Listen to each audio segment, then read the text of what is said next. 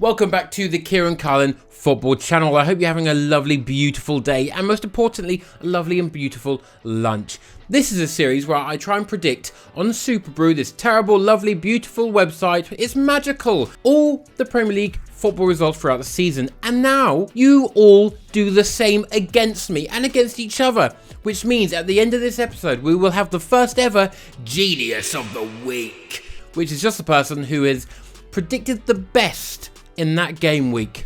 Speaking about the previous week, I haven't done well. I have had the worst week since forever, or actually since about 3 weeks ago when I managed to get 3 points. Okay, and I pledged to do better, just like I hope Grealish and Mahrez pledged to do better on the wing against a team that have everyone behind the ball. Right? Maybe a bit of creativity, boys. Ever thought about that? The first game is Brentford and Liverpool tonight. Yes, I'm filming it on the same day. Brentford are on smoke. Ivan Toney is cramming all the goals in just before he gets banned for a 4 million gambling offensive. Speaking of that, I won a bet yesterday and I won 90 quid. Oh, I know ball. Don't gamble.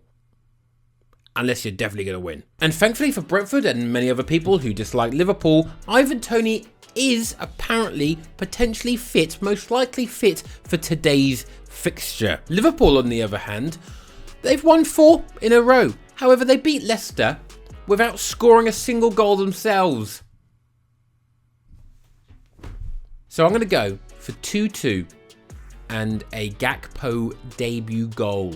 Next up is Arsenal Newcastle, and I cannot believe my eyes. Arsenal, top of the league with a serious chance of winning it, and does it disgust me? It is what it is. Okay, it's football. Arsenal seem to have that, they just have that momentum.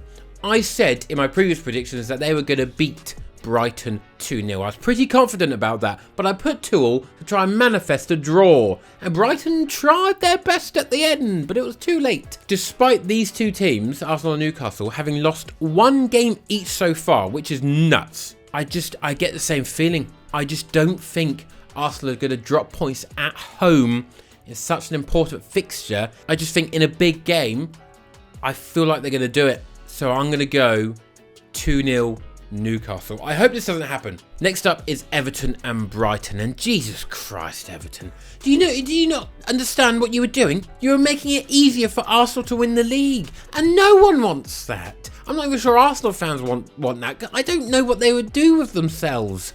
They would panic. They already chat too much for rubbish online anyway. They would explode. Brighton, on the other hand, the same sentiment. What are you doing? You're good enough to draw with Arsenal and take points off them. What are we doing as a league that we're allowing this to happen? This is like when Leicester won, but with a far reduced amount of magic and public willpower. I find in football that usually when you have an unexpected result from a team against a bigger team, that they usually follow it up the next week with a stinker. So I'm going to go 2-1 Brighton. Next up is Leicester City Fulham, and Leicester obviously had a stinker, and they seem to have a stinker against anyone half decent, and quite frankly I'm sick of assuming they're going to draw. Drawing was old Leicester. This is new Leicester, who are toilet. So no goals for Leicester and 1 for Fulham. 1-0 Fulham. Fulham flying high, higher than they've ever been. This might be more iconic than when they had Pizza Hut for a sponsor. That was previously the best thing Fulham have ever done. Strongly challenging that notion now. Manchester United Bournemouth up next, and I believe Gary O'Neill, is that who the Bournemouth manager is? No one knows still. He said that the loss against Crystal Palace was probably one of the worst displays he's ever seen from his side. So that's bad, isn't it? That's really bad. And United, quite frankly, are just doing the business. Marcus Rashford sleeping in. He's getting the Zs and he's getting the Ws. That's what he's doing, and he's going to do it again, sadly. Really gutted with this, but quite clearly a balls easy 2-0 win for United. Southampton Nottingham Forest up next, and Forest, an impressive display. A display which their goal won me £94 to be exact. So I'm feeling pretty fruity right now, and Southampton are stinking of rotten fruit. They are so bad. They've lost 5 on the trot, and to be quite frank, I think Hasenhüttl probably wouldn't have lost this many on the trot. I'm going to go Southampton 0. Forest. Forest going to win away? Surely not. Surely. I'm going to go against it. And they're going to stop the rot. And I'm going to go 1-1. Leeds United, West Ham. And Leeds somehow got a draw against Newcastle, which I did not see coming. So very happy for my younger brother. It was probably not that fun not seeing your team score, but probably a bit better than seeing them get absolutely pumped. I think this might be the final nail in the coffin for West Ham. And I'm going to go 2-1 Leeds. Aston Villa Wolves next, and a pretty impressive win for Villa against Tottenham, a very impressive win. And that suggests that they should be a very poor Wolves side, who they could have got something from the game against Man United, but most importantly, they didn't. So I'm going to go for a 2-0 win for Villa. Crystal Palace Tottenham next, and this is going to be an interesting one. Crystal Palace bounce back. I thought they were going to have another stinker after the 2 people sent off. But if you play on Bournemouth, can you have a stinker? I'm not sure you can at this point. Tottenham, tragic against Aston Villa. Harry Kane didn't have a touch for, I think it was like 20 minutes or something. I might go for a 1-1, which it doesn't feel like a scoreline that's going to happen though, does it? It doesn't feel like a scoreline you can imagine. All sense makes me feel like Tottenham are going to bounce back. I don't think they get a 3rd stinker result in a row. Can this be my differential? Okay, is anyone else going to put a draw? No. But will it happen? I'm tempted to go 2 on Tottenham. I'm going to go 2 on Tottenham. They can't be bad again. Next up is Chelsea Manchester City, and Chelsea drew to Nottingham Forest, and to be fair, they weren't amazing against Bournemouth.